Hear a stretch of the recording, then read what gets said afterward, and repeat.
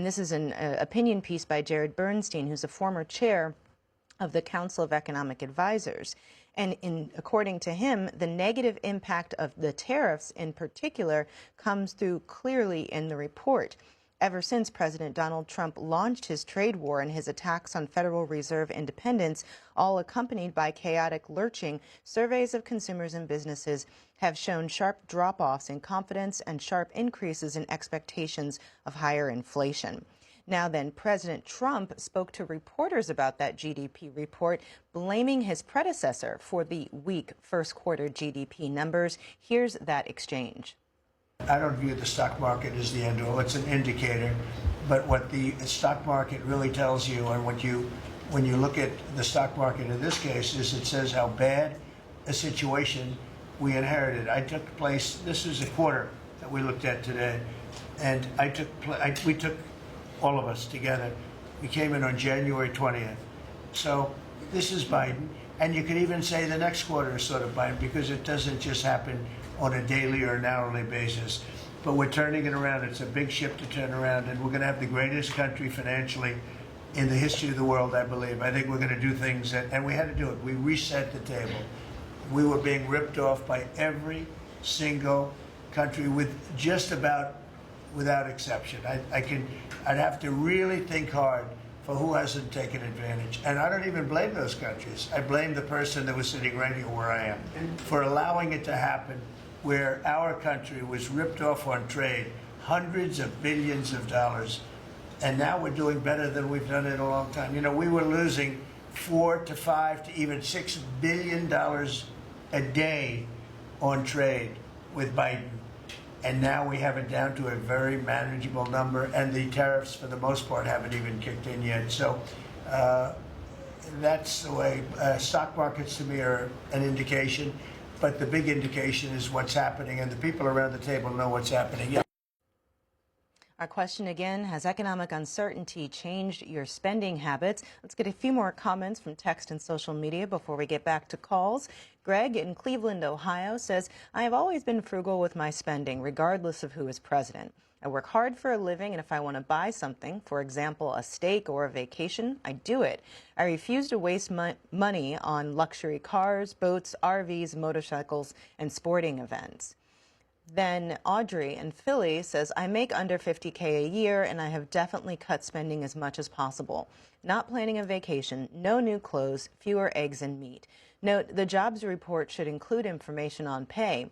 Are these minimum wage, living wage, or well-paid jobs?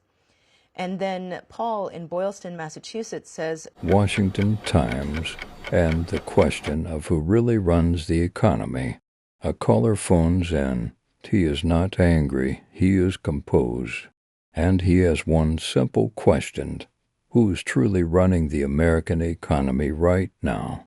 Is it Jared Bernstein or is it the president? He brings up an article in the Washington Times criticizing Bernstein's role in guiding policy. A former academic once seen as a desk-bound thinker now holds the power to shape the fate of millions of households. The caller does not share opinions, he presents facts, he asks directly.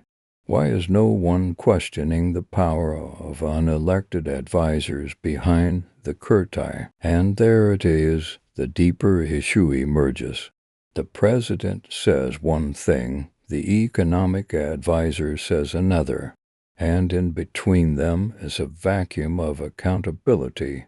Washington is full of people with degrees, but to few who understand the reality of working-class Americans. When the caller names Bernstein, he is not attacking the man, he is exposing the system.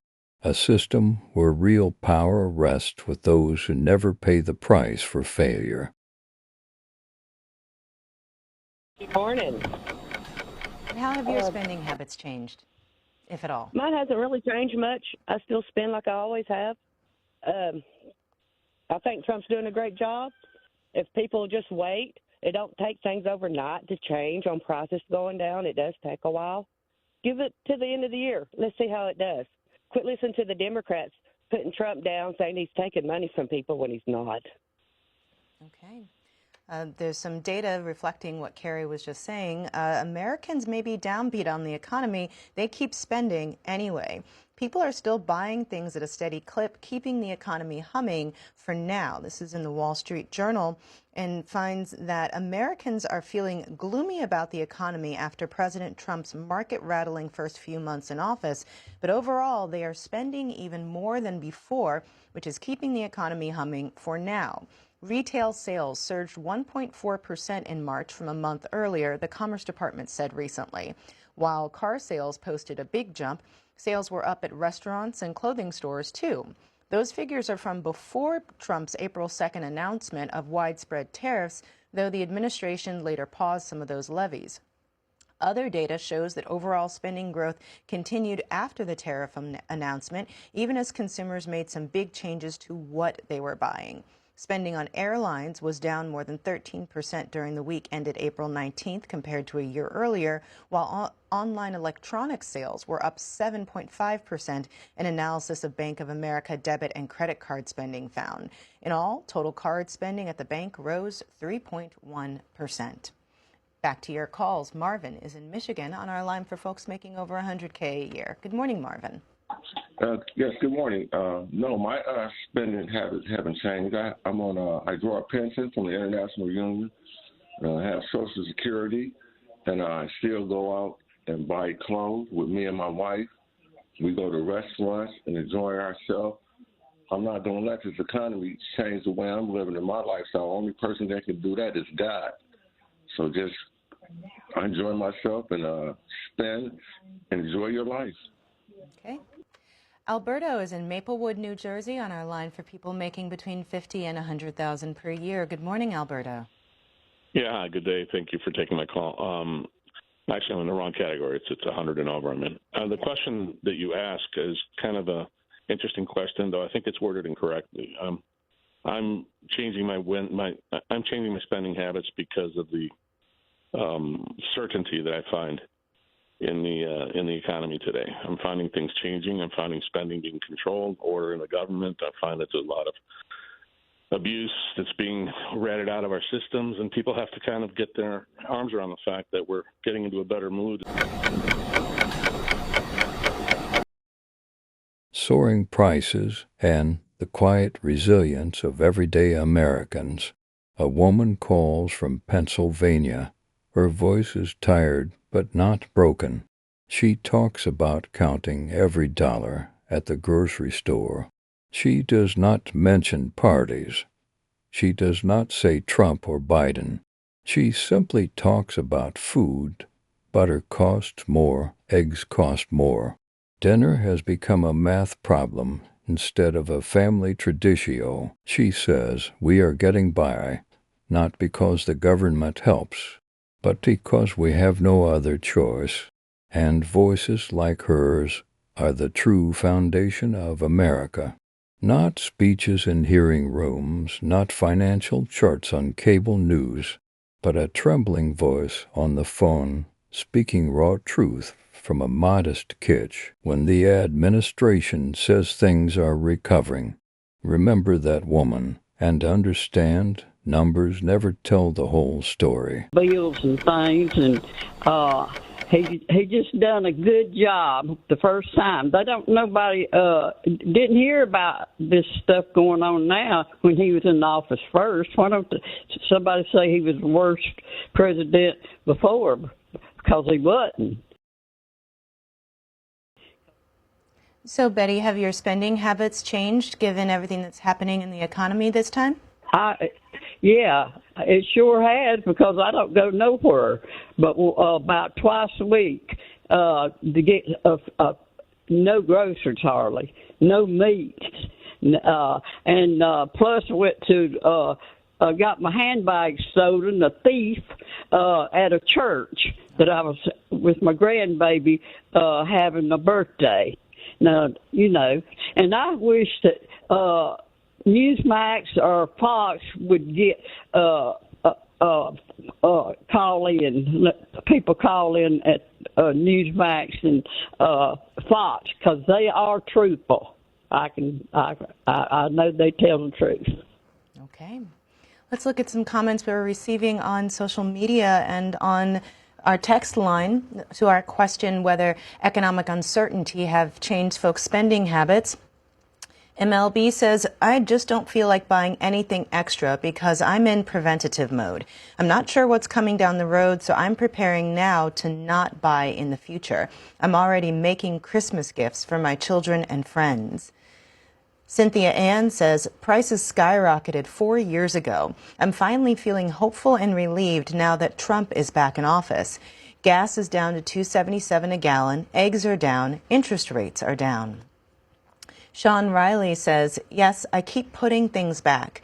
I am retired on a military pension and Social Security, and those looming clouds of economic uncertainty are keeping me from relaxing as I shop for groceries or stop me from considering any major purchases. I keep telling myself that what I have is fine and I do not need the new thing until the stupidity storm passes. Wilma Jones says there's no uncertainty now. That was Biden's downfall. Now, President Biden came up quite a bit this week during discussions of the GDP numbers that came out. Here's a story in MSNBC. There's a lesson today in today's GDP report, and it has nothing to do with Biden. The Commerce Department's data showed a 0.3% GDP contraction, and Trump's trade war is a big reason why. Wednesday morning, we learned that the U.S. economy contracted slightly in the first quarter of 2025. Real gross domestic product was down 0.3%, a minor contraction, but a large step down from the prior quarter's GDP growth rate of 2.4%. Spending laws and the consequences ordinary people endure. A caller from Ohio speaks. With anger, he references the newly signed spending bill and calls it a slap in the face to taxpayers, he says. The president signs these bills like they are campaign checks, not because the country needs it, but because power demands it. He does not speak from ideology. He speaks from lived experience, from medical bills, from unpaid loans, from gas tanks never filled to the top. What he opposes is not just the money, it is the mindset.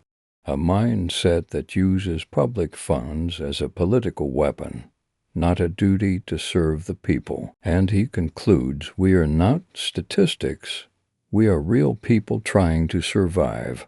And every time a reckless bill is signed, we are betrayed a guy. Footage used from C-SPAN in the public domain. Commentary and analysis by Max Justice under fair use. We need a voice of conscience, honest, fearless, and unbought.